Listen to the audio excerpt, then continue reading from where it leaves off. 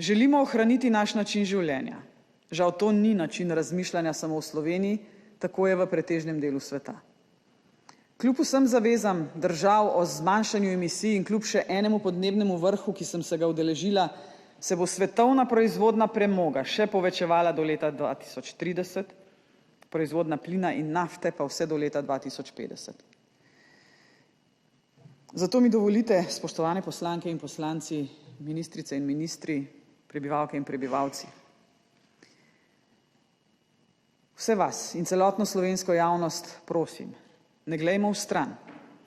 Prilagajanje podnebnim spremembam je stvar preživetja.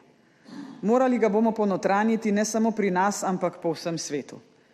Načelo imeti manj, da se bo živelo bolje, je družbeno vodilo in vrednota, ki bo slej ali prej splošno sprejeta in se o njej ne bomo več spraševali. Brez nje si namreč ni mogoče zamišljati zelenega prehoda, ki naj bi Evropsko unijo spremenil v sodobno, z viri gospodarno in konkurenčno družbo. Vendar pozor, prilagajanja podnebnim spremembam in zelenega prehoda si ne moremo zamišljati brez okoljske pravičnosti.